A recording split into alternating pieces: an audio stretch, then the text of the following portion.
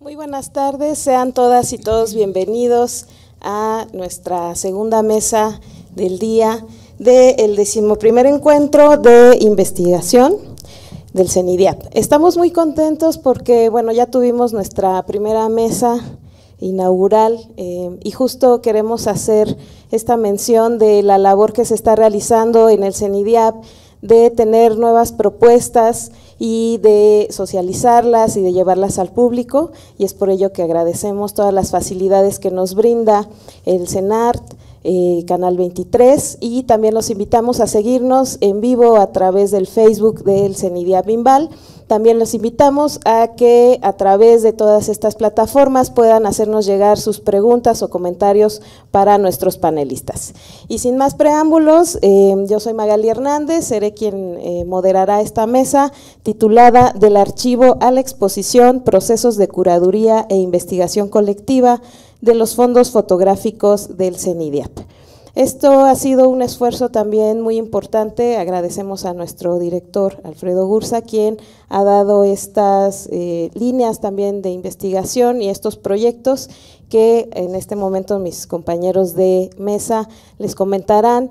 Y pues es muy importante dar esta salida de estas investigaciones a través de otros formatos distintos de los libros o de las publicaciones. En este caso hablaremos de temas muy interesantes de exposiciones que están sucediendo este año y que son muy relevantes para nuestro centro de trabajo, y también en colaboración con instituciones también muy relevantes en el ámbito expositivo.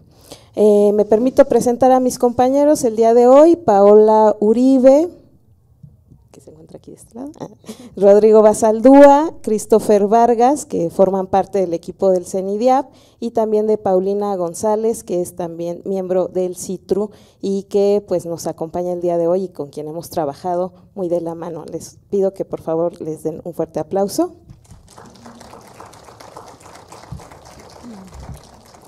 Y pues le cedo la palabra a Paola Uribe para que nos cuente de este proceso del archivo a la exposición. Muchas gracias, Magali, y muchas gracias a todos los colegas que están aquí presentes y empezando una serie de jornadas que vamos a tener justo provocando el diálogo entre nosotros, conociendo lo que hacemos como investigadores de una misma institución, y eso es muy enriquecedor siempre. Y también, bueno, celebrando los 40 años del CENIDIAP, que yo siempre he dicho que es un privilegio ser investigador de historia del arte, y hay que justo aprovechar, ¿no?, estos espacios y estas instituciones. Y justo este proyecto que vamos a presentar en estos minutos tiene que ver con la celebración de los 40 años del CENIDIAP, y un poco nos convocó Alfredo, Ari y Magali para pensar una serie de exposiciones, y nos propusieron pues trabajar los acervos fotográficos, por eso el título de la presentación, los fondos fotográficos del CENIDIAP, y pensar exposiciones del archivo a la exposición en dos sedes, que una ya está inaugurada, se inauguró hace una semana, que es la de Marian Gast en el Centro de la Imagen, que, bueno, obviamente esto también es una invitación a que vayan a visitar a las exposiciones, y una que apenas se va a inaugurar en un mes aproximadamente, que va a ser en la Casa Estudio Diego Rivera y Frida Kahlo, que es sobre el archivo de Katy Horna. Y otra de las características al momento de convocarnos a iniciar esta investigación y estos proyectos y estas exposiciones fue que fuéramos un equipo multidisciplinario, en el sentido de que hubiera diálogo, que es una de las, creo, cosas que tenemos que aprovechar en el centro, que está la parte documental, como lo platicaban hace un momento en su experiencia Luis y Laura, sobre la importancia de estar en un centro donde existen los acervos, existen los archivos, y personas que son expertas. Entonces convocar a los documentalistas, un poco quitarnos esa barrera de que no sabemos qué hacen los documentalistas, no sabemos qué hacemos los investigadores, y también abrevar del conocimiento, ¿no? Y el expertise que tiene un documentalista que los investigadores no tenemos, y la aproximación a los materiales que los investigadores no tenemos, y viceversa, ¿no? También pensar al investigador, al documentalista investigador, ¿no? Que se hace esas preguntas más teóricas de la historia del arte, de las artes escénicas. Y bueno, y también invitamos a Paulina, que viene del CITRU, que tiene experiencia en archivos de artes escénicas de otra índole y otra naturaleza, y que ha trabajado también fotografía. Entonces nos pareció muy rico en ese sentido pensarnos en un conjunto, en un colectivo. Por eso también la presentación va en ese sentido de ver cómo trabajamos, y ha sido muy rico. Ha sido como una especie de seminario, en el sentido que sí nos juntamos en un cubículo y estamos intercambiando ideas, estamos viendo materiales, y entonces eso ha enriquecido mucho la discusión. Entonces, esta mesa va a ser un poco más libre, no va a ser tan organizada de cada quien va a decir su ponencia, sino intentaremos respetar ese sistema de trabajo que hemos estado llevando a cabo. O sea, todos sabemos que una exposición se inaugura un día, pero es un año, año y medio, 2 años de trabajo que viene detrás. Y entonces un poco también mostrar todas las reflexiones que hemos tenido a lo largo de casi un año de que inició estas propuestas curatoriales. Entonces, una de las reflexiones que nosotros tuvimos al inicio es qué significa trabajar o pensar un archivo fotográfico, en este caso, en el caso tanto de Marianne como de Katy, y pensar y valorar que la fotografía justo tiene este doble carácter de que es archivo, es documento, pero a partir sobre todo de principio del siglo XX, los artistas le han dado también esta tarea de obra, o la práctica artística también ha incursionado en esta idea de obra. Porque, bueno, hay muchas prácticas efímeras que gracias a la fotografía pues se tiene el registro o se puede constatar de lo que está sucediendo en esa obra a través de la fotografía, ¿no? Entonces tiene un carácter, hay un desplazamiento en pensar la fotografía como un archivo. Entonces siempre pensamos cómo trabajar, dándonos también la libertad curatorial de pensar esas cosas sin ninguna línea de tenemos que cumplir, ¿no? Con este discurso, estas narrativas, sino dándonos esos permisos de pensar en esos cruces teóricos, más teóricos, también prácticos, y valorar qué del archivo nosotros podemos conservar a la hora de pensar una curaduría. También otra de las cosas que está presente siempre en el centro de las discusiones es el valor que tiene que nosotros como centro de documentación tengamos acervos, archivos. Y entonces una de las labores que ya lo mencionó también Alfredo al inicio, en la introducción hace un momento, es que tenemos que socializar, tenemos que exponer, tenemos que democratizar, ¿no? También esos acervos y ponerlos a disposición pública, y eso pues también se logra gracias al diálogo, en este caso de instituciones exhibitivas, ¿no? Museos o el Centro de la Imagen, que está especializado en fotografía. Entonces también ese compromiso de sacar el archivo, de exhibir el archivo de manera pública y de democratizarlo, también es algo que ha estado en el centro de nuestro trabajo, y lo hemos tenido presente. Y también la oportunidad de tener acceso a un archivo y trabajarlo desde un sentido crítico, cuestionarlo, más allá de pensar a Marianne como la gran fotógrafa o pensar a Katy como la gran fotógrafa, es que de esos acervos que tenemos aquí dan cuenta, por ejemplo, de procesos, de materialidades, de marcas, de distintos objetivos de la fotografía, ¿no? En el caso de Katy, por ejemplo, que es un objetivo muchas veces que iba hacia una publicación, pero al momento de estar revisando el material también veíamos que tiene objetivos más experimentales, más artísticos. Entonces también la oportunidad de hacer un análisis crítico en ese sentido, de pensar la fotografía como parte de un archivo, más que como una obra, ha estado en el centro de las discusiones, generar diálogos también, en distintos contextos, diferentes momentos, diferentes lugares en los que trabajaron las dos artistas que se han hecho estas exposiciones. En el caso de Marianne, pues todo el periplo de viajes que ha tenido, también las publicaciones en donde aparecieron las fotografías. Entonces es generar justo estos diálogos entre contextos, diferentes momentos y diferentes lugares.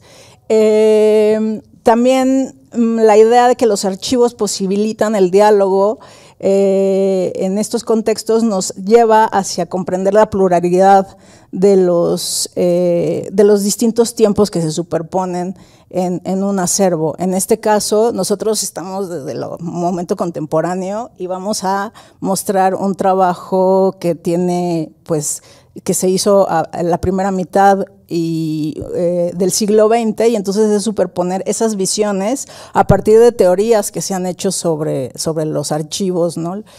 De los 90, ese texto fundacional de Derrida, de El mal de archivo, y pensar esta exposición desde esa premisa, o los textos que han escrito Andrea Yunta, por ejemplo, sobre qué significa exponer un archivo, es algo que también ha estado presente.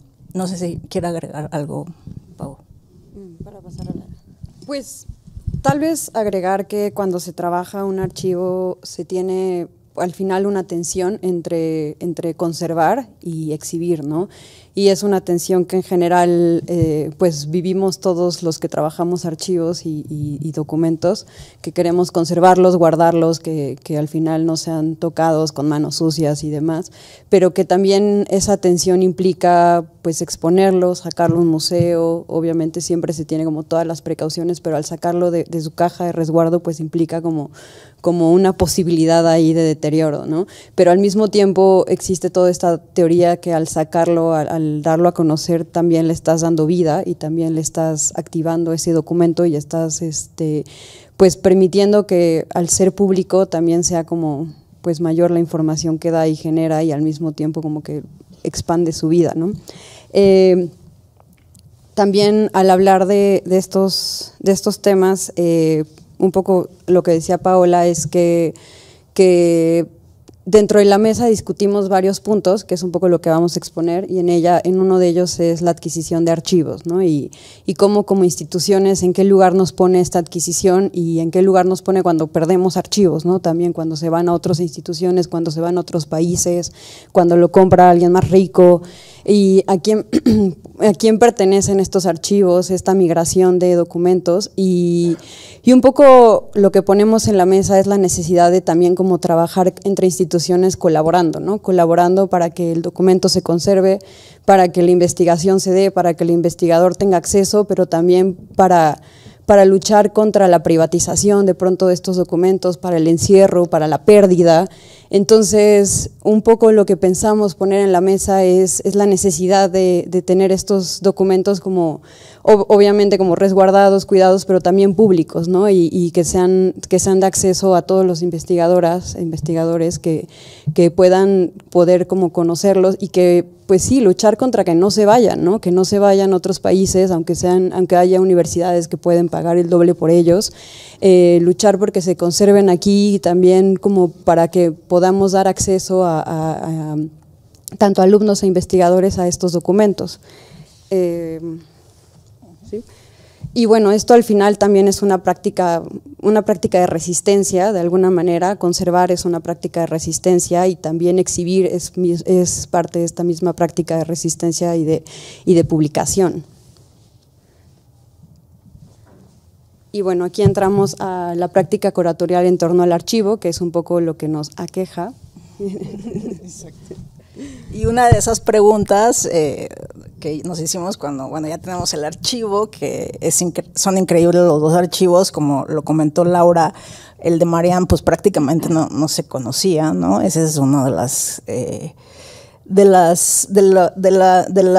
la gran labor que hicieron Rebeca Barquera y Christopher sobre el trabajo documental de este acervo.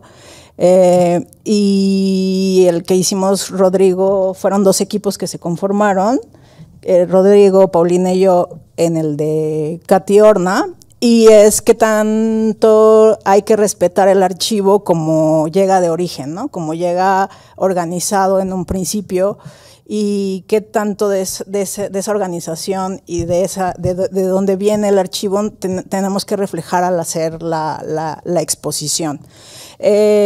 Otra de las cosas es en qué momento, una de las preguntas que está ahí es en qué momento un documento se puede pensar como obra o una obra como documento, que esa es otra de las preguntas que atravesaron este trabajo de exposición, y la cantidad y la diversidad de materialidades que están ahí, ¿no? Nosotros revisamos textos, pero también investigaciones que ya se habían realizado sobre los fondos, pero también revisamos hemerografía, bibliografía, hojas de contacto,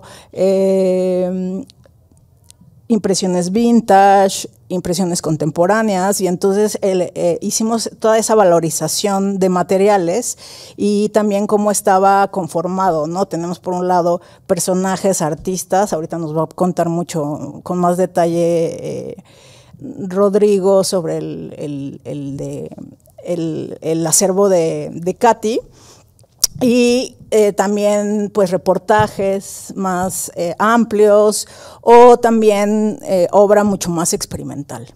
Entonces teníamos toda esa variedad, y cuando comenzamos a pensar cómo se tiene que hacer una práctica curatorial a partir de ese archivo, pues no podemos dejar de lado justo esas materialidades, esos contextos, esas redes que también van lanzando las fotografías al ver un personaje, o al conectar una fotografía con alguna publicación, con alguna revista, con algún grupo editorial. Entonces hay que ir haciendo una especie de tejido fino para que no se vayan toda esa información, y la exposición logre, ¿no?, captar tanto la esencia de archivo como la esencia de la obra y de la fotografía, que es magnífica, tanto de Marian como de Katy.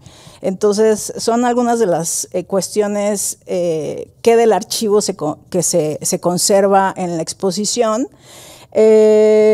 También los temas, ¿no?, a partir de la revisión del fondo, qué temáticas podríamos ir perfilando a partir de esos materiales, y pensar también que un poco la naturaleza de los archivos es exponerse, porque si hacemos una genealogía de los gabinetes de curiosidades, por ejemplo, esa era la función, archivar y exponer.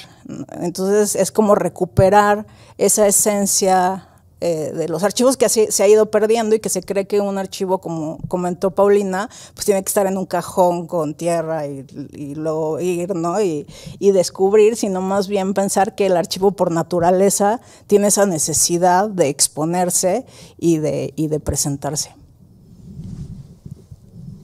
Y bueno, como cuando nos preguntábamos sobre la práctica curatorial en relación al archivo, también nos damos cuenta que el archivo tiene una lógica o un discurso, ¿no? Entonces, quien armó el archivo, quien conservó los documentos, quien decidió qué guardar y qué no guardar, qué valía la pena conservar y qué se iba a la basura, pues está dando una lógica, ¿no?, y está dando un discurso a estos documentos y a esta historia guardada. Entonces, la práctica curatorial, o como nosotros la vivimos, de alguna manera también implica desmantelar un poco ese discurso y armar una mirada de alguna forma contemporánea o propia del investigador, en el cual pues seleccionas qué de estos archivos, qué de estos documentos vas a poner, vas a exponer y qué discurso vas a dar, ¿no? Entonces viene todo un desmantelamiento pues de la narrativa del mismo documento, que un poco el curador o quien está haciendo esta selección de documentos como que al final va a exponer. Sí, o sea, hay muchos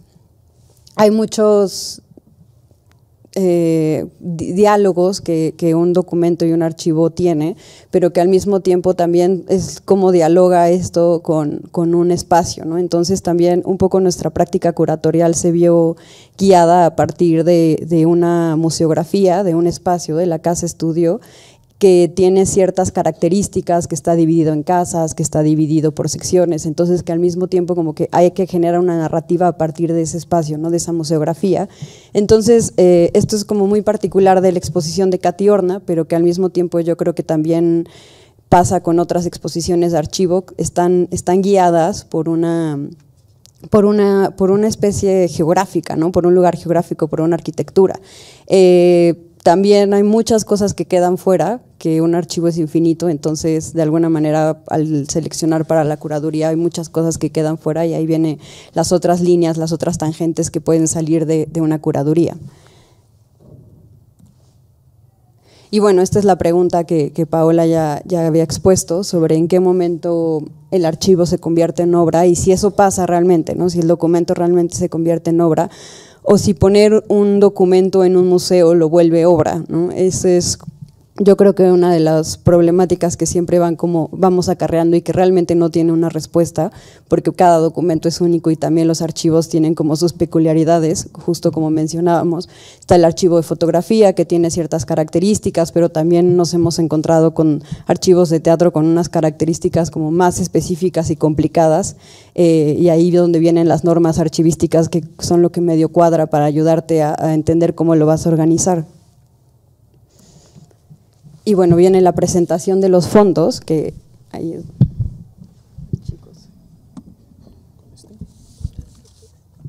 Buenas tardes, yo les voy a hablar un poco sobre el archivo Katy Horna.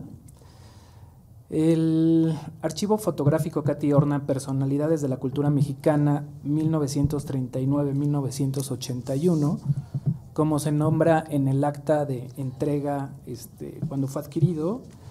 Este fondo fue adquirido en 1986 gracias a las gestiones del Esther de Lerrán, que estaba a cargo de la Dirección General de Investigación y Documentación de las Artes, el DIDA, el director del CENIDIAP, el arquitecto Villaseñor, y el responsable del programa de investigación, que era el maestro Francisco Reyes Palma.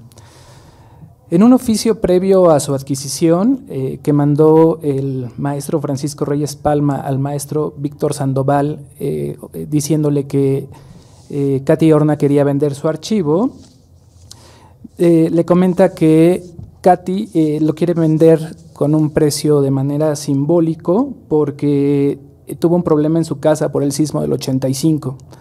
Entonces quiere… que ha tenido varios ofrecimientos en el extranjero para que le compren el archivo, pero que ella quiere que se quede en México por una cercanía afectiva con el producto de muchos años de trabajo. También señala en este documento el maestro Reyes Palma que por su edad, que ya tenía 73 años cuando vendió esta parte de su archivo al CENIDIAP, no quiere complicaciones burocráticas y que quiere que el trámite sea muy ágil y simple. El archivo está integrado por 6.736 negativos en blanco y negro, 6.244 contactos, 406 transparencias, 507 impresiones de época y 189 ejemplares de la revista Mujeres, donde la fotógrafa publicó de 1958 a 1969 fotografías.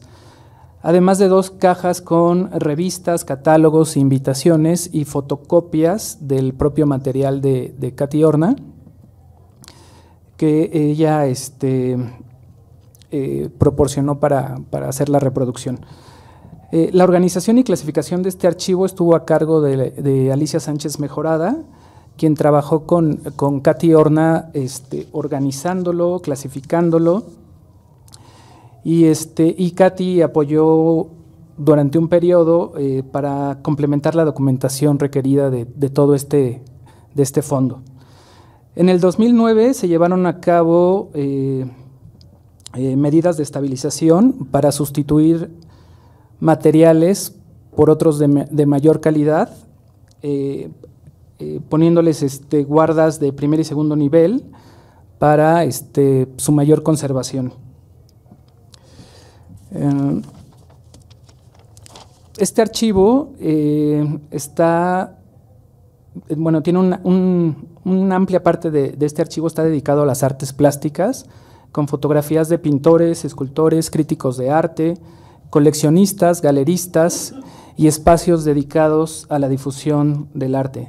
También tiene un registro sobre obras de teatro, danza, música, y tiene un apartado más pequeño sobre artesanías, artes populares, política, ciencias y humanidades. Katy Horna, la mayor parte de estas fotografías de este archivo son parte del trabajo que ella realizó en la revista Mujeres, en la que retrató actrices, artistas plásticas, escritoras, y esto añade a este archivo una perspectiva de género poco común en los archivos de esa época. La reunión sistemática durante más de 4 décadas de imágenes del artista en sus casas, talleres o en los escenarios otorgan a este archivo un valor documental muy particular, a lo que se suma también la trayectoria de Katy Horna como formadora de varias generaciones de fotógrafas de la Escuela Nacional de Artes Plásticas. Es más o menos lo que contiene este archivo y cómo llegó al CENIDIAP.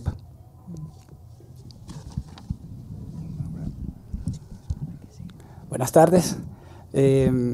Gracias por asistir y de verdad gracias a nuestras autoridades por invitarnos, a los documentalistas que estamos viendo todos los días estas imágenes que ya se nos hacen tan familiares que verlas fuera de nuestra mesa y ahora en un muro se nos hace algo muy gratificante y contentos de que nuestro trabajo pueda ser aprovechado por otras personas, visibilizado en una exposición. A mí me correspondió trabajar y me corresponde, estoy a cargo del archivo de Marian Gas y es este fondo el que está ahorita en exhibición en el centro de la imagen. Entonces yo quiero como combinar un poquito ir hablando del fondo de manera un poco libre y al mismo tiempo como algunas ideas que se nos ocurrieron durante el proceso de selección de las imágenes, las ideas que quedaron por fuera, y esto combinarlo con el proceso documental del propio archivo. Igual que el fondo de Katy Horna, este fondo llega al CENIDIAP a mediados de los 80s y es adquirido. Y parece que en su inicio este fondo estuvo muy organizado. Y digo en su inicio por los documentos que tenemos como sobres que están muy bien identificados, dicen por ejemplo Ciudad de México, bueno, no dice Ciudad de México, pero dice por ejemplo Toluca, dicen algunos nombres de algunas personas, pero cuando revisamos los sobres, muchos coinciden, pero otros no coinciden. Entonces esto nos hace ver que fue un fondo muy organizado por Gas y que tampoco y que no estaba tan fragmentado. O sea, hoy en día, bueno, nosotros mismos, y aquí vamos como otra vez como la revisión y la crítica interna, este fondo pudiéramos decir que tiene 2 secciones, o sea, el Matthias Geritz y el Marian Gas, pero alguien tomó estas decisiones, que es lo que venía diciendo mis compañeras sobre Derrida, ¿no? El archivo como un instrumento de poder, y esa división separó el archivo no digamos en 2, sino en 3, porque hay otra parte que está en España, que es una parte menor, creo que tiene menos de 400 imágenes, y en el caso de Marian Gas es un fondo que tiene más de 5.000 imágenes. Entonces, al revisar como con calma el fondo y ver las fotos como lo hacemos nosotros con lupa, con cuenta hilos, nos damos cuenta que los textos que están atrás no es la misma letra. Yo he identificado al menos 4 y pudiéramos hablar de una quinta, que vienen siendo algunas imágenes que no son propias de Marianne Gass, sino fotos de sus alumnos. Y esto apenas lo acabo de descubrir gracias a una sola imagen, pero básicamente está la letra de Marianne Gass, la letra de Matthias Geritz y las otras 3 letras todavía no sé de quién son. Entonces, que tienen comentarios, organizaciones. Y esto es importante porque este fondo, yo pienso que mientras estuvo en manos de Gass, estuvo sumamente organizado y clasificado, o sea, sus fotografías están numeradas, no todas, pero lo hace aún más interesante. Ella hace una curaduría de sus propias imágenes, o sea, en Pascua, por ejemplo, vemos como dice A1, A2, A3, A4, después salta a P5, P6, P7. Una manera fácil de leerlo es colocando estas imágenes en ese orden y nos damos cuenta que hay una narrativa hecha allí por la propia autora. Y parte de eso forma parte o era una de las dificultades de este proceso curatorial. O sea, cómo vamos a exhibir su obra. O sea, vamos a respetar un poco este orden, lo vamos a ignorar, o lo vamos a visibilizar y a potenciar, mostrando la fotografía tanto por delante como por detrás, con estas notas como un VA, Valparaíso, ¿no? Valparaíso 1, Valparaíso 2, Valparaíso 3. Y fue una de esas decisiones curatoriales, tampoco teníamos tanto espacio para mostrar tantas fotografías, pero buscábamos... este ejercicio curatorial busca un poco reflejar eso, el orden del propio archivo, el orden de origen, que ha sido un reto también para la documentación, o sea, respetar este orden, intentar de que las personas que lo consulten tengan ese documento, o sea, ese orden al frente y no que lo tengan disperso en cajas, hay que ir a buscar la caja 4 y ahora poner esta al lado, sino que de un solo vistazo lo vieran tal cual como la artista lo tenía, que esto siempre representa un reto porque incluye a veces... o involucra a veces mezclar materiales, o sea, no solamente fotográficos, sino, por ejemplo, una carta. Se ve en el caso de Veracruz, donde Marianne le escribe al jefe del puerto de Veracruz y deja ver que ella quiere hacer una colección de Veracruz, que ya tiene fotografías suficientes, bueno, insuficientes, porque le está escribiendo que necesita regresar a tomar más fotografías. Y eso explica por qué de Veracruz quizás no hay tantas imágenes como si lo puede haber de la Ciudad de México o de la isla de Pascua. Entonces hay que extraer esa carta y colocarla en un folder aparte, fuera de este contexto, de esta narrativa, quizás disperse un poco la intención y ese documento conjunto que no es uno solo, ¿no? O sea, se perdería, ¿no? Cómo poder establecer estos puentes, estas relaciones. Y parte de la exposición, que los invitamos para que vayan, que está genial, la verdad, ver estas fotografías que en su mayoría miden 5x5, son fotografías de ese tamaño, y verlas en grande en el centro de la imagen es una gran fortuna. Entonces, si parte del reto de esta curaduría fue mostrar a Marianne como una artista, una fotógrafa que documentó desde una perspectiva muy estética su mirada, su forma de ver el mundo, y el fondo tiene mucho de eso. O sea, se nota que no sé si fue Matthias Geritz, la asistente de Matthias Geritz o manos posteriores, la verdad no hemos logrado como definir esto, pero se nota mucho como que hubo una separación entre la obra de Matthias, ya que en el fondo de Marianne Gass no hay, creo que hay un par de 5.000 fotografías, creo que solamente hay unas 2 o 3 de la obra de Matthias, y lo demás viene siendo mucho la mirada de Marianne.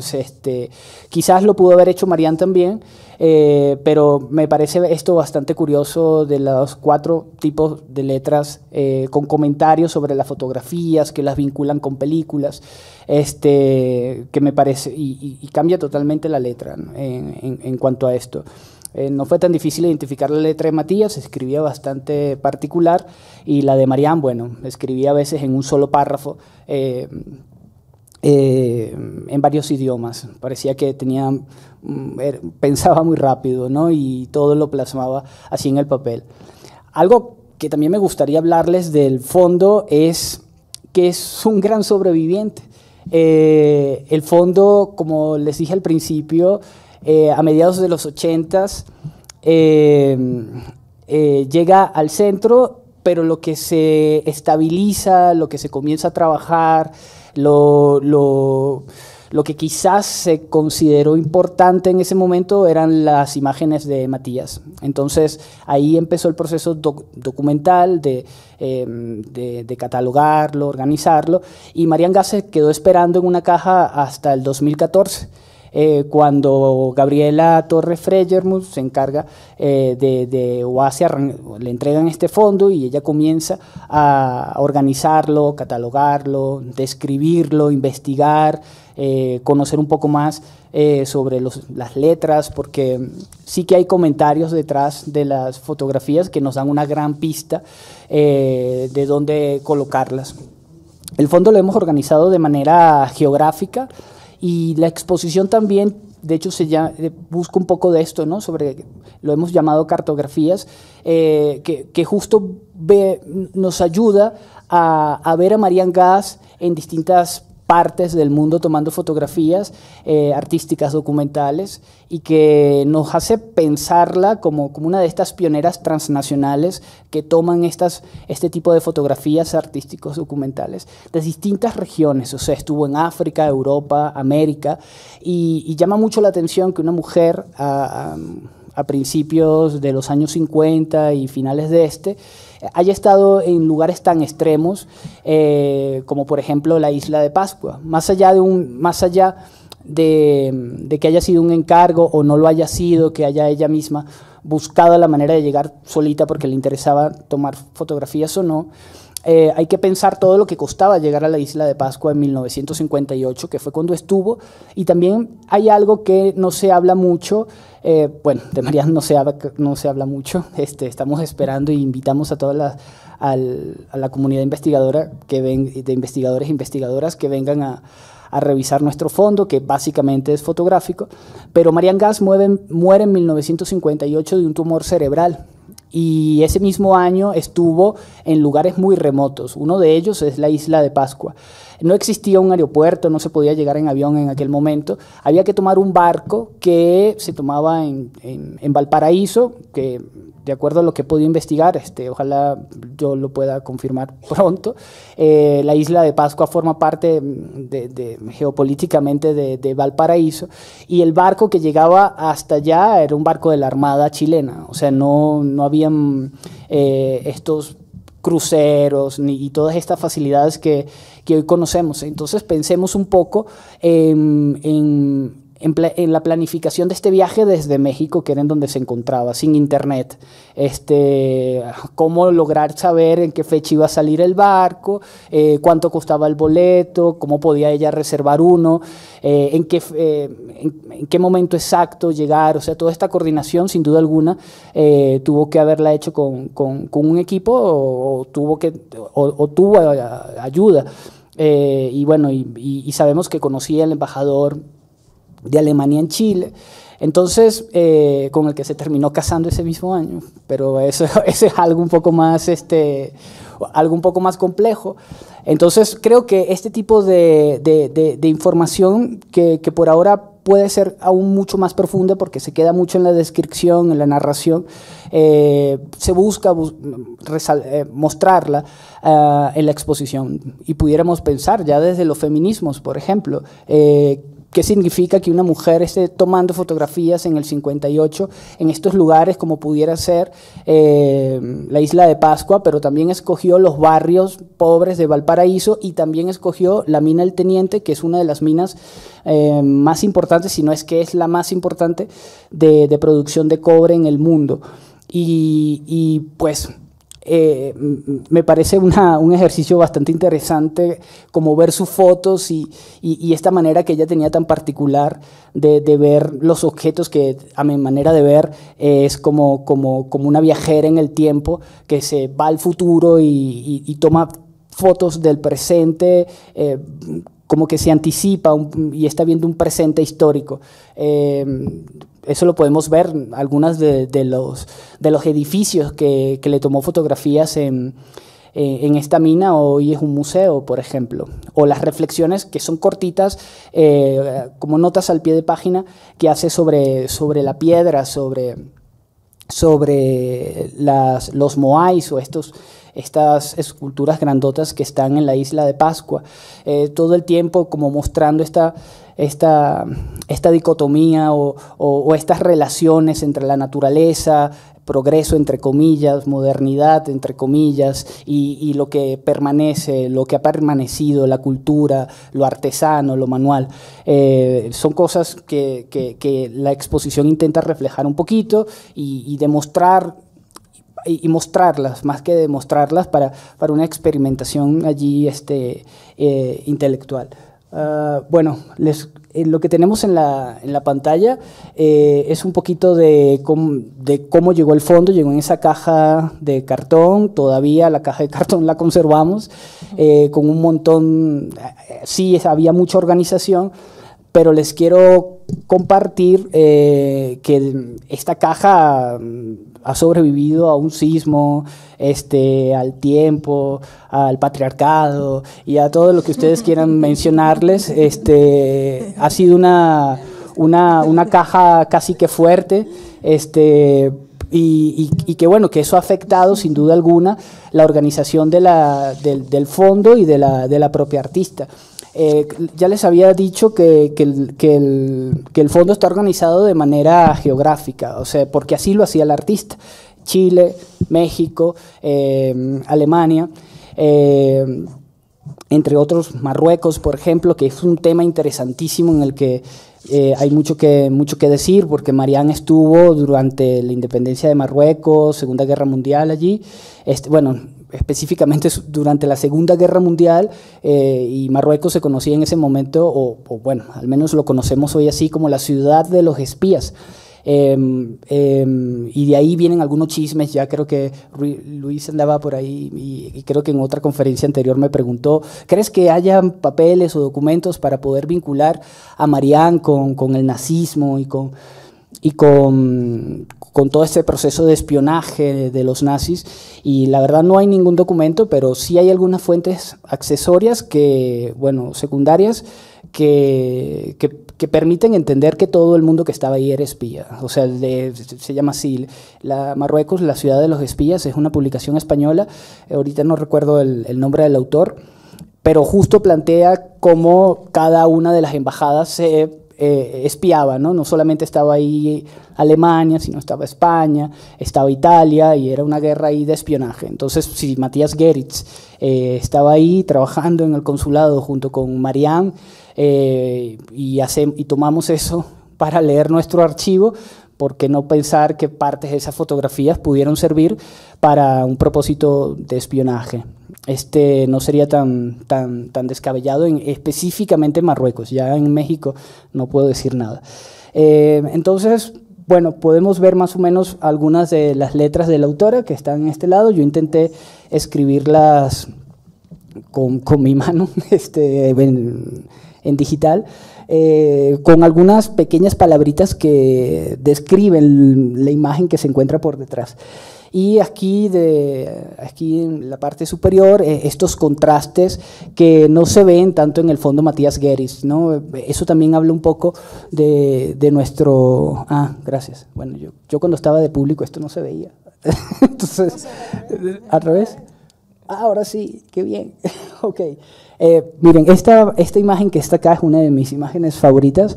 Esta imagen se llama Casa Paupérrima, pero estaba junto con esta imagen, esta que está acá,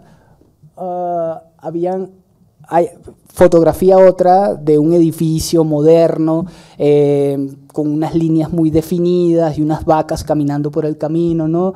Y lo que decía mi compañera Paola de los tiempos, pareciera que ahí hay un tiempo moderno dialogando, confrontándose con un tiempo ya más rural y un poco artesanal.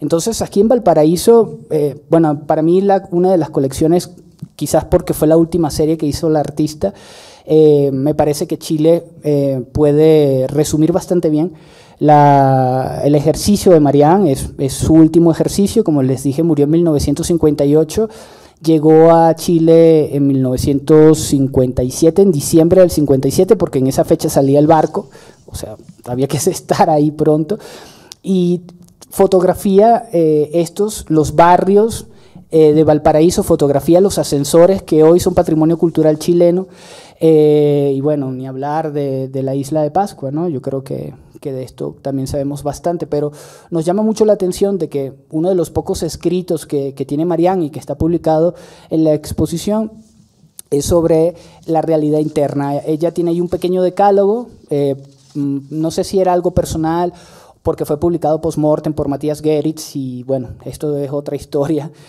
parece ahí de remordimiento, de no haber podido valorar la obra de Marianne como se debía. Ella ahí habla sobre que la fotografía muestra la realidad interna del fotógrafo. Entonces, si eso es cierto, estamos viendo la realidad interna del artista, donde podemos encontrar estas confrontaciones entre esas estructuras que parecen modernas, pero la tradición que permanece entre estas personas que cuidan, que trasladan sus objetos con vacas y caballos, pasando por el medio de esa modernidad, ¿no?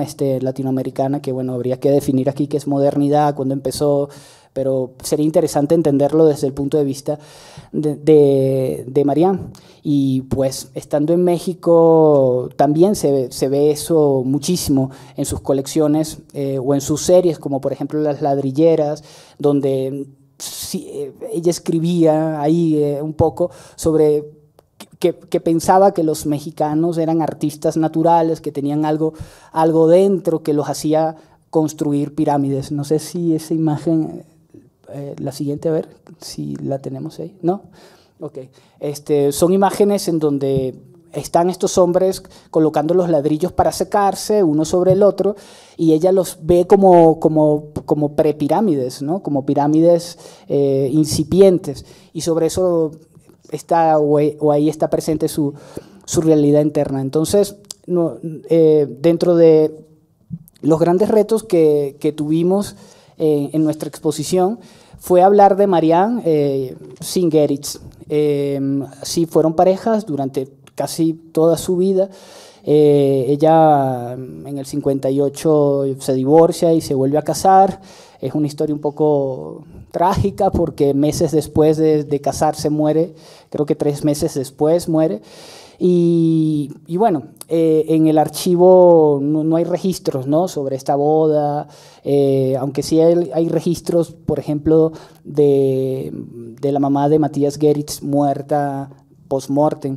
Entonces, nosotros durante la exposición, o sea, veíamos como toda esta complejidad de tantas imágenes, 5.000, de qué vamos a hablar. Vamos a incluir a Panamá, o sea, parece que las fotos que tiene de Panamá, parece que fue un viaje de esos rápidos de escala, le quedaron 4 horas y se fue y tomó unas cuantas fotos, adivinen, ¿no?, del centro histórico de Panamá. O sea, no se fue, bueno, al menos en el fondo de Marianne, tal vez si revisamos más el fondo de Geritz, que desde mi perspectiva es lo mismo que el fondo de Marianne, seguramente encontremos algo, ¿no?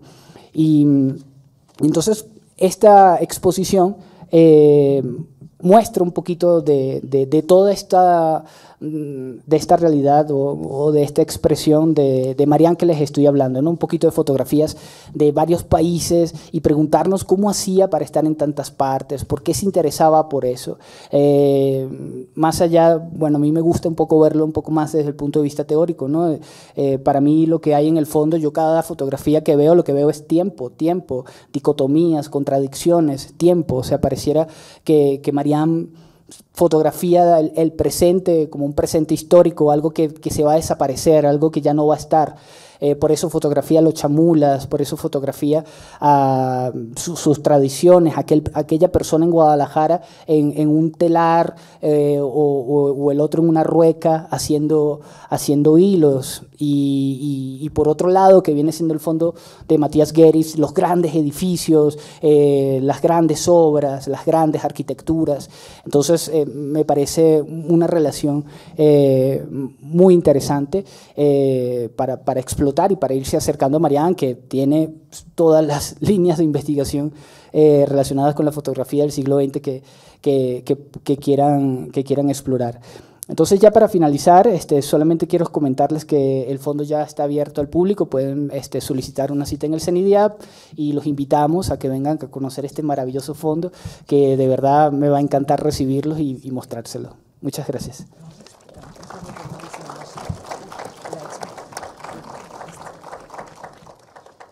Bueno, a mí me gustaría hacer una pequeña intervención para ir hilando todo esto. Me ha parecido muy impresionante también el trabajar con todos ellos, ya que aquí con Ari Patiño y a mí nos ha tocado más una parte de coordinación, pero el área de documentación y el área curatorial, creo que este tipo de proyectos nos ayudan a visibilizar, creo que son dos grandes palabras, ¿no? Visibilizar y vincular. En primer lugar, visibilizar la labor que hace nuestros equipos dentro del CENIDIAP, también visibilizar la importante labor que hacen los documentalistas, ya que son ellos los que tienen de primera mano y han trabajado completamente con estos archivos, ya los conocen y pues me ha constado, ¿no?, platicar tanto con Rodrigo como con Christopher de cómo tienen ya estructurados los archivos, cómo los conocen, y creo que de esta parte también sería muy relevante hablar de justo esa parte donde ellos también ya tanto conocimiento tienen de los archivos que saben como incluso esta parte de intencionalidad, ¿no? Y también el visibilizar el trabajo curatorial, que muchas veces nosotros vamos a las exhibiciones y no sabemos todo el trabajo que hay detrás de toda esta situación, también visibilizar la parte de curatorial, todo el trabajo que han tenido que tomar para decidir qué sale de una exposición, qué entra o sobre qué condiciones, y también hablar de algo muy importante que es la conservación, ¿no? Nosotros trabajamos en los centros de documentación con una gran paradoja, ¿no? Queremos conservar los documentos, conservar los archivos, pero al mismo tiempo también necesitamos visibilizarlos porque pues pueden estar en cajas y en álbumes, pero el hecho de que el público o los investigadores, o sea, el que la gente no los conozca también es una gran preocupación. Entonces es como todos los objetos que hay están pues definitivamente en un estado como de que van a perecer en algún momento, pero es gracias a estrategias de documentación, digitalización, que es posible preservarlos. También otra parte que importa mucho es visibilizar el trabajo que se hace en los centros, también visibilizar a cada uno de los actores y actrices importantes para realizar este proyecto, y también visibilizar la labor que han hecho estas fotógrafas que, como ya habían comentado muy bien Pau y Paulina y también Christopher lo mencionó, el hecho de que a través de la historia, pues muchas veces estas voces o estas miradas de estas artistas, pues no se habían tomado más que como, incluso habían mencionado, ¿no?, los registros, ¿no?, de que ellas iban, registraban, y ellas mismas no, algunas veces Katy Horna no se consideraba como tal la fotógrafa, sino era más bien como parte de su trabajo, y que a través de todas estas investigaciones también vemos curadurías que ya tienen esta perspectiva de género que creo que es súper pertinente e importante hacerlo, ¿no? Y bueno, pues ya ahí tengo algunas preguntas que iremos trabajando durante el tiempo, pero no quiero quitarles el tiempo para que puedan continuar con su presentación. Gracias. Un poco redondeando lo que Cris menciona, cuando tocamos un archivo también cruzamos temas y tensiones como afectivas. Entonces, al final, como trabajar en estos documentos es trabajar en la vida privada del artista. Entonces nos encontramos justo los afectos, ¿no? Las parejas, las artistas o los artistas con los que trabajó. En el caso de Katy Horna tenemos mucho a Beatriz Sheridan y cómo va colaborando con ella. Entonces empieza en una obra de teatro, pero después está en otra obra de teatro, pero después también se ponen a jugar en una casa y hacen unas escenas de vampiros. Entonces se ven estos afectos como sí de laborales, pero también unos afectos como de relaciones afectivas normales de la vida. Y un poco encontrarnos estos documentos es como ir como navegando en la vida privada del artista. Y esto pues sí tiene sus complicaciones, a veces hay que dejarlas ir y a veces hay que profundizar en ellas. Yo creo que cuando trabajamos Katy Horna fue encontrarnos con un personaje voraz, un personaje o sea, con una mirada muy potente y que también jugó con las personas que fotografiaba. No solamente está fotografiando mujeres, para la revista Mujeres no solo va y fotografía a las mujeres que le piden, sino que las pone a jugar, las pone a dialogar con sus objetos, con sus animales. Entonces también al poder encontrarnos en los archivos todos estos momentos de la fotografía, que no solamente la que se quedó en la portada de la revista, sino las diferentes escenas que hicieron, las que descartaron, los encuadres que seleccionaron, es profundizar un poco en esta mirada de la fotógrafa y no solo como fotógrafa, sino también como artista, ¿no?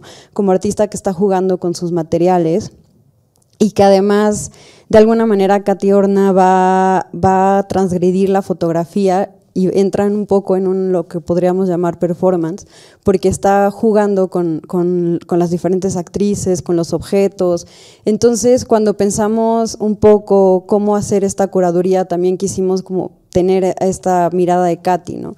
Y en el archivo puedes encontrar la foto tachada, la foto rayada, el encuadre, y eso es un poco lo que también quisimos rescatar, que es lo que se tiene cuando trabajas un archivo. Cuando solamente te vas a la revista, pues tienes la portada y es increíble, pero poder trabajar en el archivo es poder encontrar también como esos errores, ¿no? Esas fallas, la foto movida, encontrarnos también a Katy Horna de alguna manera en su trabajo, ¿no? y en lo que ella iba seleccionando. Por ejemplo, en el archivo de Katy Horna no hay fotos de ella y la única foto que encontramos, que eso es un descubrimiento de Rodrigo, fue una foto de ella borrada.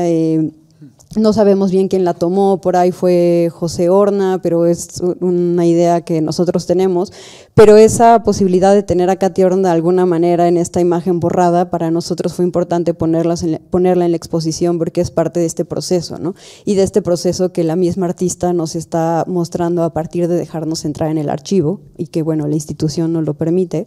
Y bueno, sí, esta exposición, en específico la de Katy Horna, dialoga con muchos artistas, es una exposición colectiva, no solamente por el equipo de curaduría, sino también porque dialogamos con otros investigadores, dialogamos con otras lecturas, dialogamos con otros libros y bueno, con nosotros también con Rodrigo, que conoce también el archivo. Entonces, pensaría que fue una exposición colectiva en el sentido de conocimientos y de diálogos, no solamente de nosotros, y que el mismo archivo es un archivo colectivo, o sea, retrata a una vida cultural de México muy particular. En general son mujeres, pero también podemos encontrarnos obras de teatro.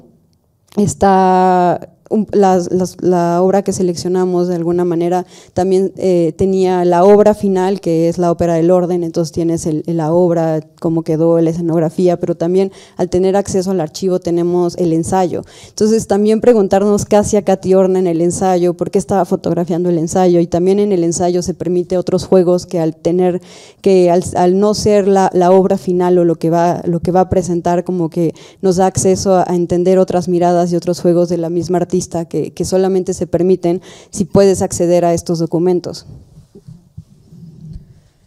Sí, y lo interesante de trabajar un archivo a partir de una exposición es que son otras dinámicas, ¿no? O sea, son dinámicas que no es la misma cuando haces un libro, cuando vas a hacer una ponencia o un coloquio, ¿no? La exposición tienes que pensar justo en el espacio, pero también tienes que pensar en qué otros diálogos genera el archivo. Nosotros, por ejemplo, pues sí tuvimos la necesidad de ir al de Matías Geritz, porque mucha de la fotografía o gran parte de la fotografía que hizo Katy también tiene que ver con la arquitectura y el diálogo con Matías.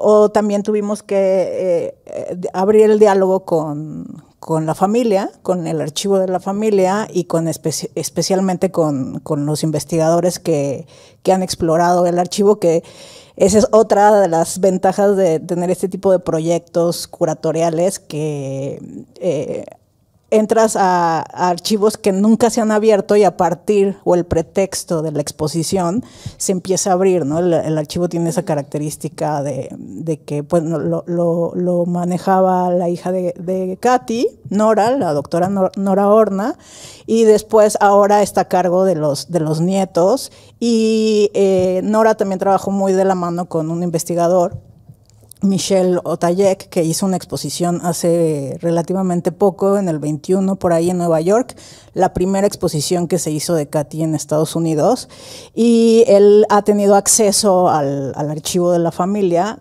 y entonces justo unimos esta minuciosidad de trabajo que ha tenido Rodrigo del archivo, que tiene un buen tiempo ya trabajándolo, nosotras pensando en esta nueva lectura a partir de tener en el centro esta figura del archivo. Empezamos a generar diálogos y también tenemos algunas piezas y algunas cosas que nos parecieron pertinentes del archivo de la familia. Entonces la exposición sí está compuesta por otros archivos y obviamente también investigación hemerográfica. Y algo que también atraviesa la exposición de Marianne y la de nosotros, y que lo mencionó hace un momento Paulina, es que nosotros nos dimos la libertad, bueno, cuando vayan a la exposición, de mostrar esos archivos procesuales, ¿no? Esas imágenes procesuales, esas imágenes experimentales. Por ejemplo, hay un reportaje en la revista Mujeres, me parece, de Chucho Reyes, ¿cuál es la revista? Vanidades, de Chucho Reyes. Y bueno, tú ves el reportaje y es un reportaje así, sale Chucho Reyes, ¿no? En su escritorio y todo, pero tiene una serie de fotografías donde Katy experimenta, hace superposiciones, experimenta con el color, hace otros formatos, y eso jamás lo vamos a ver si no es en una exposición, ¿no?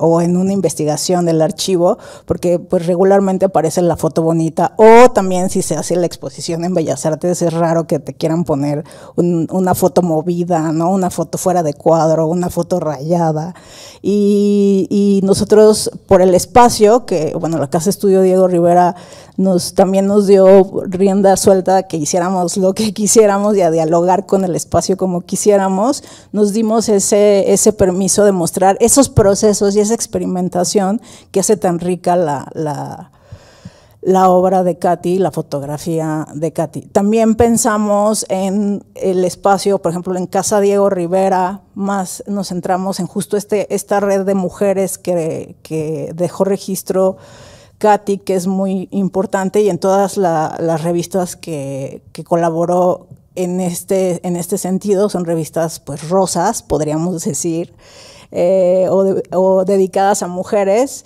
y entonces eso le permitió también hacer registros de artistas y del movimiento de mujeres artistas, que creo que ningún otro fotógrafo o fotógrafa de la época tiene, y entonces quisimos explotar justo esas redes de mujeres artistas, y también, bueno, la trayectoria de Katy como fotoreportera, haciendo algunos reportajes sobre los dulces o sobre cuando vinieron los Kennedy, y que también tiene una visión de género. Entonces sí está en el centro la visión de género de Katy, sobre todo en la primer sala.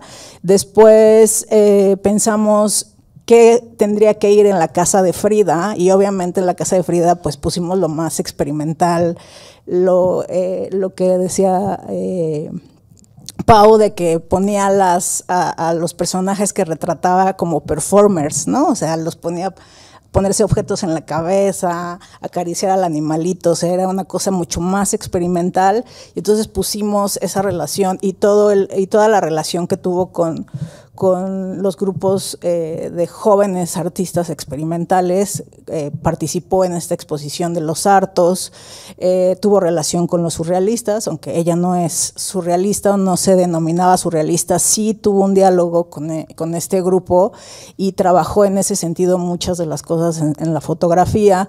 Entonces, y también tenemos una parte muy, muy rica que me parece que vale la pena, estoy haciendo así el comercial para que sí vayan a la exposición, que es todo el trabajo que hizo en la revista Snuff, ¿no? Igual, lo que sucede en las revistas y en las publicaciones es que sale solo una mínima parte y muy escogido de lo que se produce alrededor de todo el proyecto experimental de Katy, y entonces, bueno, vamos a mostrar eso que no se publicó, eso que se quedó fuera de la publicación de lo editorial, y es una oportunidad de ver ese proceso y esa experimentación, insisto, de Katy en una revista tan interesante como fue la revista Snob, que hizo o editó Salvador Elizondo.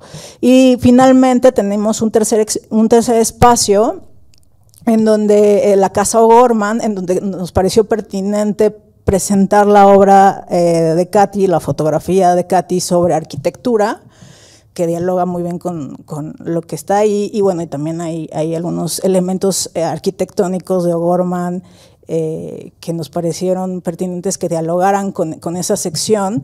Y en la parte final viene toda esta relación que tiene con el teatro, las artes vivas, las artes escénicas, con Jodorowsky, con Sheridan, lo que nos contaba Paulina, y ese creo que fue el panorama. Obviamente sí nos dejamos muchísimas cosas fuera, nos quedaron temáticas que nos gustaría tener otra exposición de Katy, obviamente, pero bueno, esa aproximación a través de este proyecto pues nos hizo justo generar nuevas lecturas y pensar qué no se ha presentado de Katy que nosotros tenemos en el acervo y que sería muy rico presentar.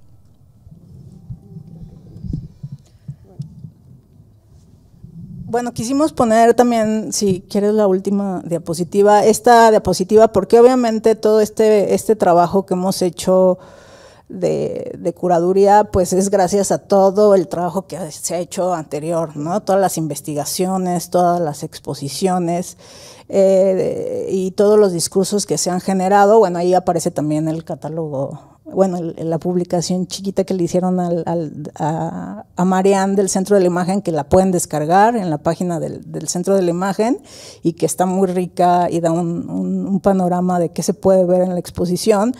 Y las investigaciones que se han hecho aquí en el CENIDIAP y las últimas exposiciones, que esa es otra de las cosas de Katy, que Katy no se ha hecho una exposición importante en la Ciudad de México. La exposición importante, que es ese catálogo gris, donde aparece esa foto como de la mujer detrás del garrafón de vidrio. Esa es la exposición más amplia que se ha hecho, que se hizo en París y luego viajó aquí al Museo Amparo, que sí fue una exposición súper grande con un trabajo de investigación muy profundo que hizo José Antonio Rodríguez.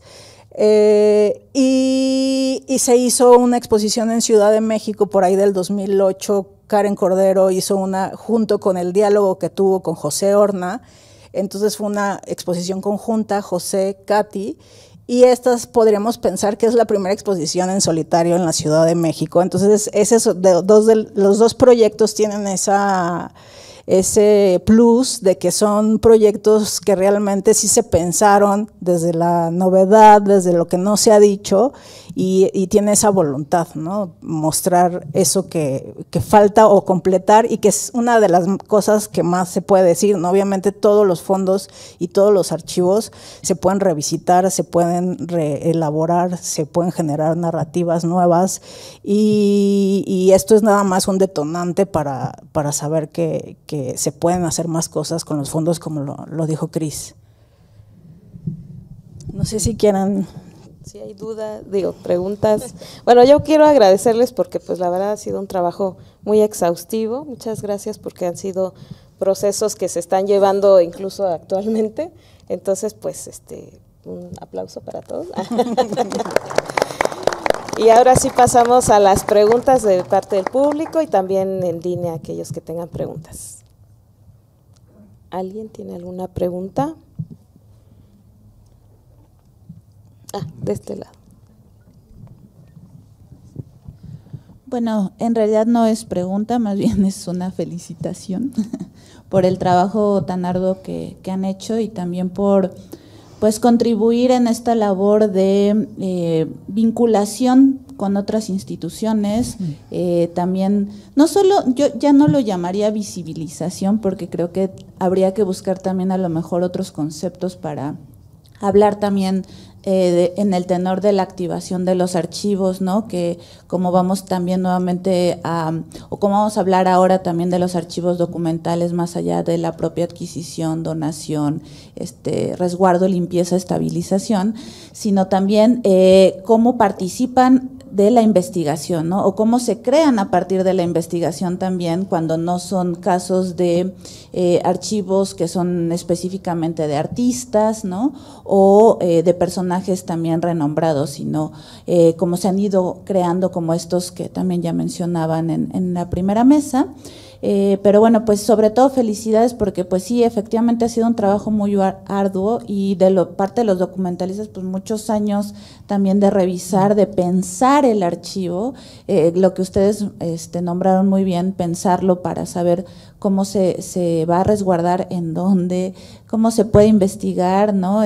Qué datos también pueden apoyar a los investigadores, y pues muchas felicidades.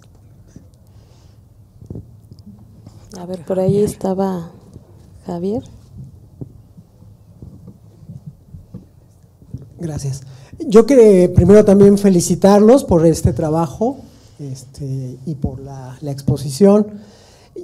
Yo quiero aprovechar que están justo tocando este tema del archivo, de la organización del archivo, del ejercicio de poder sobre el archivo, y preguntarles acerca de esta etapa en la que se generan las categorías, ¿no? Recibes el archivo, creo que Cris decía, bueno, venía en cierta organización y se empezó a tomar decisiones de cómo ir organizando, acomodando, distribuyendo.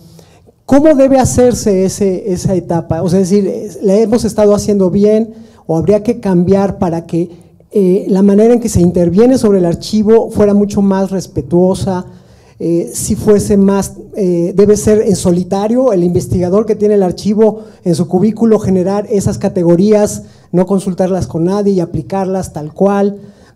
¿Cómo debería ser ese trabajo? ¿Debe ser transparente? ¿Debe estar abierto? ¿Debe mostrarse a quien se acerca al archivo, saber cómo se organizó, por qué se eligieron esos temas, esas carpetas, y si debe ser también cerrado o estar abierto, ¿no? Quedar en esta condición de poderse ir ajustando?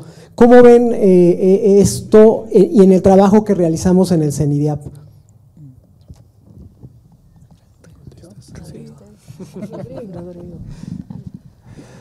Gracias, Javier. Mis huellas están por todos lados en el archivo, o sea, está manchado de mí. Pero creo que lo interesante es permitir que el lector vea esas huellas. O sea, no es bueno, ya de eso también se ha reflexionado ya un poco sobre ello, sobre toda esta temática del poder que tenemos nosotros al organizar y decidir, no va aquí, va acá, y por qué va acá, y permitir un poco la flexibilidad. Algo que me gustó mucho de esta organización cuando yo la heredé, porque no la inicié yo, es que permite que las personas que lo consultan puedan hacer modificaciones en el archivo. Me explico un poco mejor. Hace algún tiempo atrás vino el director del ECO y me pidieron ver todas las fotografías que estaban del ECO. No eran muchas, creo que eran como 4 o 5. Y de las 4 o 5 dice, estas 3 no son del ECO. Entonces yo tuve que marcarlas e intentar confirmar lo que él está diciendo. Yo encontré esas 3 fotografías en un sobre que decía ECO, pero entonces ahora tenemos una columna en donde yo me permito y se muestra, ¿no?, que la fotografía fue encontrada en un sobre que se dice el ECO. Sin embargo, el investigador informa que estas fotografías no son del ECO. Y permanecen ahí en la Ciudad de México esas fotografías hasta que logremos determinar de dónde es. Es bien difícil no dejar tus huellas en el fondo. También es bien difícil hacerlo colaborativo, ¿no? Como tantas personas como vamos a ponerlas aquí, vamos a ponerlas allá. Desde mi punto de vista, yo creo que una de las... Yo no sé si tengo una respuesta, o mejor dicho, no tengo una solución a la pregunta, tengo una respuesta, y es más bien como permitir mostrar, o sea, mis huellas en el fondo, y por ejemplo, hablemos de Chile. De Chile son más o menos 400 fotografías.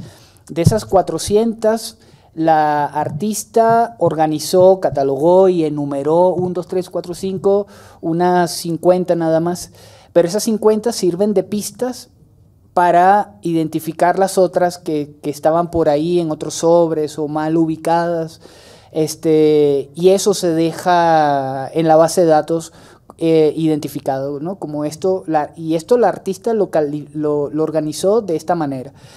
También hay fallas en la artista, o sea, no sé si hizo toda esa clasificación mucho tiempo después de haber tomado la fotografía, porque he encontrado algunas imágenes que sin duda alguna no son España, sino más bien Curazao o los Países Bajos, y que están identificadas como España por detrás. Y pues ahí hay que tomar una decisión, ¿dónde la coloco? O sea, esto claramente no es España, pero si la coloco fuera de España ya se pierde la lógica que tenía el artista, o tengo que buscar otra caja. O sea, ese tipo de decisiones suelen ser complejas, pero al menos en el fondo de Marianne nos permite, o sea, es posible mover algo que si yo me equivoqué o no acerté con el lugar, o llega otra persona y nos dice, oye, mira, esa cara que está allí, que tienes identificada como Pita Amor, no es Pita Amor, podemos hacer esos cambios y moverla al lugar que le corresponde. La verdad que tu pregunta es bien compleja, y creo que ya has rodado la tinta sobre ella, pero te lo cuento como la manera en la que yo lo experimento y lo vivo.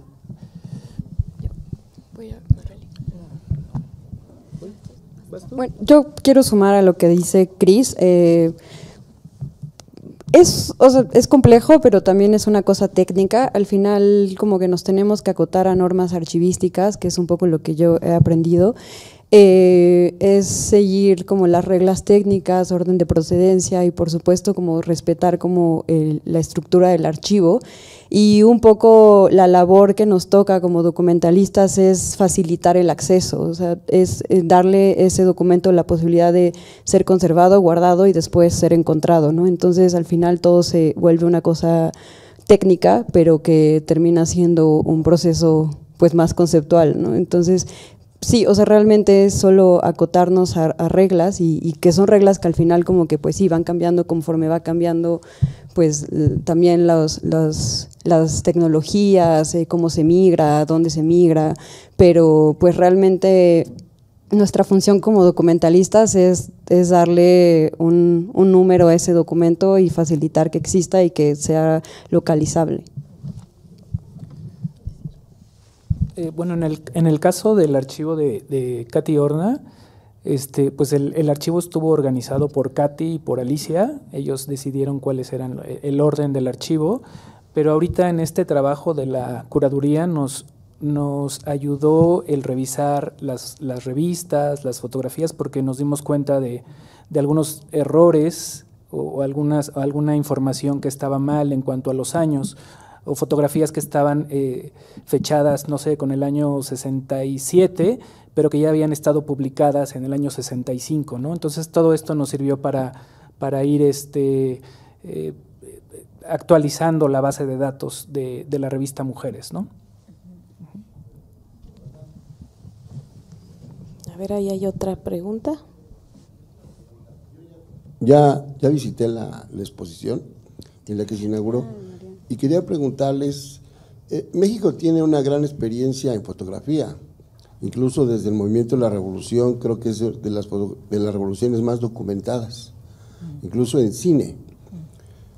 Esa es una parte. Después tenemos la fotografía periodística, que también está como por familias aquí mexicanas, ¿no? Y ahí llega también el papá de Frida Kahlo. Esa es otra parte. Tenemos a hombres y mujeres fotógrafos importantes que se ligan a la industria de la cinematografía, por ejemplo. Y también salen grandes documentos. A mí me llama mucho la atención, en el caso de Marianne, porque es una fotógrafa, en primer lugar, que no se conoce. Y yo veo una fotógrafa muy intimista y como en un segundo plano por la figura con quien estaba, ¿no? Creo que empieza a tomar este trabajo de manera más seria, a su separación. Y así como en otras ramas, la fotografía, como la investigación, la historia, la sociología, se ligan al psicoanálisis, yo quisiera preguntarles a ustedes si es posible ustedes ubicar sobre todo la parte cuando ella se divorcia y parece que está buscando la última frontera del planeta para desaparecer. Es una aventura realmente suicida. Entonces creo que es un momento altamente depresivo para ella. Ese desgarramiento que tiene, ese volverse a construir, ese volver a encontrar con el otro o con otro paisaje, con otra experiencia, si pudieran llegar a clasificar en algún momento esos momentos emocionales de esta trascendente fotógrafa. Wow, sí, aquí ya nos metemos en psicoanálisis, filosofía sí, de la historia, teoría de la historia, y por qué no crítica del arte. Bueno, como comentó ahorita mi compañera, nuestro trabajo es bastante técnico. O sea, buscamos hacer lo más sencillo que podamos, los materiales que tenemos para ponerlos a disposición del investigador, la investigadora, y genere estas líneas de investigación y las desarrolle. A título personal, buscamos, ¿no?, como un poco mostrar y visibilizar algunos intereses que quizás yo veo, pero no nos podemos como personalizar tanto el fondo, porque terminaría siendo más bien como mi fondo, ¿no? Con mis ideas, con mis posibilidades, con mis obstáculos, y eso limitaría mucho el encuentro de documentos, la exploración, la creatividad. Entonces, todo lo que tú me dices, yo estoy segurísimo que se puede hacer, pero técnicamente buscamos más bien simplificar para que la investigación luego pueda desarrollar todas estas líneas que ahorita nos propones y que te aseguro que se pueden hacer, porque ciertamente este año 58 del que tú estás hablando, a mí me interesa mucho ese año, es un año muy particular. O sea, vemos como a Marianne, el año anterior había estado en México, en las ladrilleras, así como experimentando. Era una Marianne muy proactiva, y no tenemos noticias de cómo vivió y se desarrolló su enfermedad. O sea, no sabemos si fue un tumor fulminante que apareció y días después la desapareció, o no sabemos si fue una enfermedad o esta patología continuó con ella durante muchos años y dejó secuelas. O sea, la verdad no, al menos en el fondo no hay información al respecto, pero es muy interesante verla moverse por tantas partes del mundo en esos últimos años de vida, y en especial en 1958, que fue el mismo año en donde se muere, que desde mi punto de vista, y esto ya es no llega ni hipótesis, y esto es un invento mío, yo creo que fue un tumor fulminante, porque se divorció, se casó, se fue a Chile, tomó fotografías, fue un año muy activo, y murió 3 meses después de haberse casado, ¿no? con Von Campbell, que era el embajador de Alemania en Chile.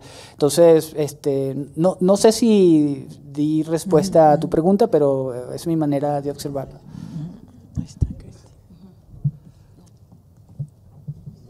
Por allá con Cristina.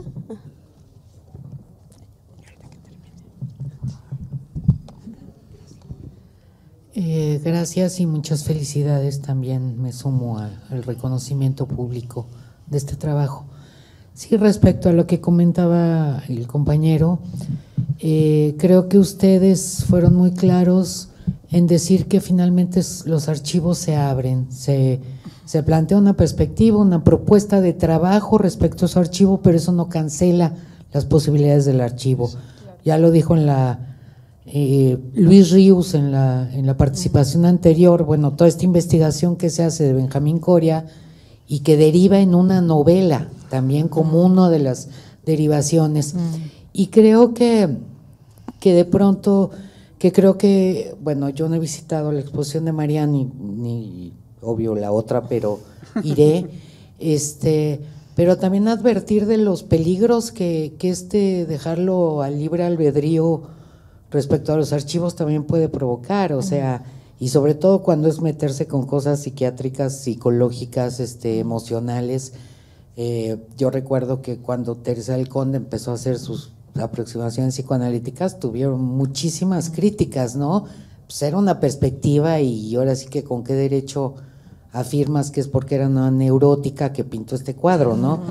Entonces también cuidar todas esas aproximaciones, y que son problemas que plantea un archivo, pues tiene que ver mucho con la ética, con la disciplina, con la experiencia de quienes abordan estos archivos.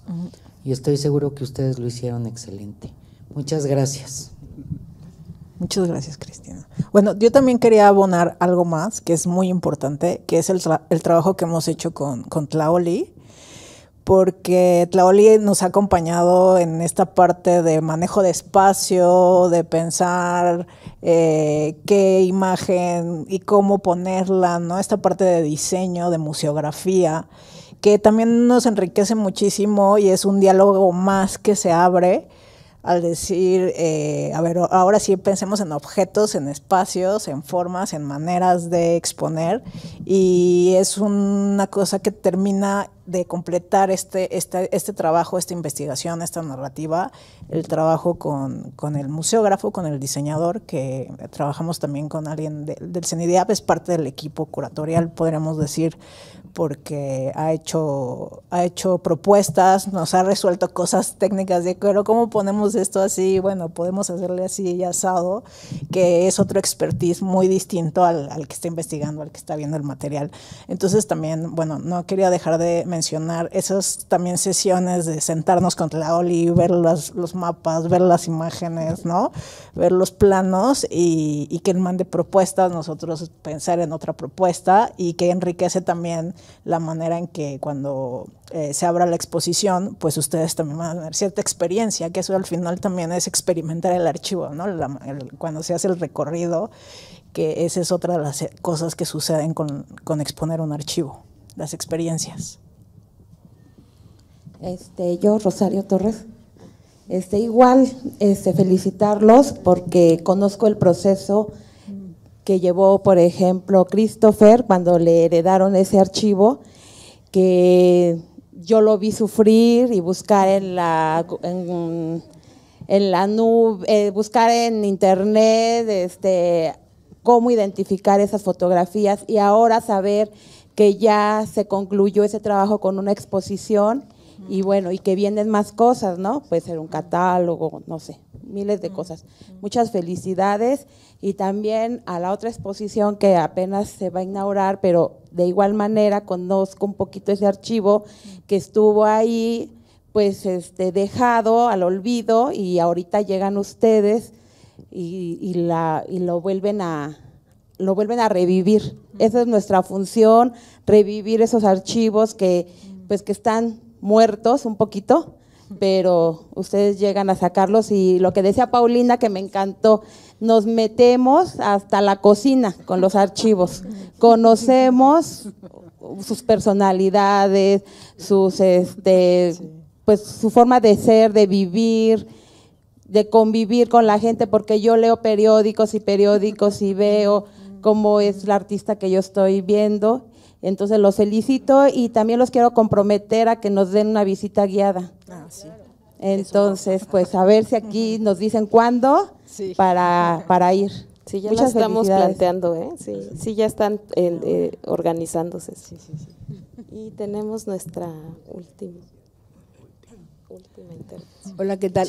Pues muchísimas felicidades a todos. Creo que estuvo muy, muy rico todo lo que nos dijeron de estos dos archivos. Además, sí, ya visité la exposición de Marianne Guest y me gustó muchísimo, que les quería felicitar a Christopher y a todos los que estuvieron ahí. Bueno, un poco con lo mismo que estuve yo hablando de cómo te va llevando una investigación y de repente no sabes ni a qué horas, así entras en un hoyo y luego sales en otro y de repente la resbaladilla te vuelve a subir. Pero yo en un momento dado tuve una plática con relación a Mariana y como están diciendo ustedes ahorita de Mariana, y fue muy curioso porque estaba yo platicando con una persona muy, muy cercana y me comenta, Mariana llega con Matthias Geritz, evidentemente después de la guerra, porque están buscando en ese momento en Guadalajara, el rector de la universidad, que era Jorge Matute Remus, era ingeniero, fue el que movió la telefónica y todo esto, ¿no? Él le dice a su equipo, necesito gente muy capaz que venga a Guadalajara a armar una carrera de arquitectura y de tal para que se adhiera a la de ingeniería, que él pues era como rector, ¿no? Y era ingeniero. Se van a Europa y entran en contacto, no sé si exactamente en Europa o ya es en Marruecos, en donde encuentran a Matías. Y Matías hacen vínculo y viene Matías a Guadalajara. Y Matías es el que abre esta carrera maravillosa que se va a abrir en Guadalajara, pero trae a Mariana. Entonces, la familia Matute Remus y Matute Villaseñor conocieron a Mariana de una manera impactante, tanto que su hija se llama Mariana. Entonces yo digo, aquí es donde están los vínculos que uno debe de repente cuando los agarras, seguirlos. ¿Por qué? Porque a lo mejor si tú vas con Mariana te va a decir no sé cuántas cosas que uno no tenía idea, pero que evidentemente algo hay tan evidente que ella se llama Mariana, ¿no? Y que la familia Matute Remus evidentemente conoció a fondo, al grado que hasta en su casa tienen un mural de Matthias Geritz. Entonces, así es como te vas dando cuenta y eso es lo que te va llenando estos vacíos que te abren y evidentemente cubres algo muy importante de la historia del arte mexicano y en este caso estás hablando de una gran fotógrafa que por razones que más o menos conocemos quedó un poquito en el olvido, pero si te sigues esa pista estoy segurísimo que encontrarán cosas maravillosas de Mariana Guest con relación a la familia Matute Remus. Entonces pues yo les diría que por ahí va un caminito que podrían ustedes investigar y que está padre, ¿no? Muchas gracias. Gracias. Así.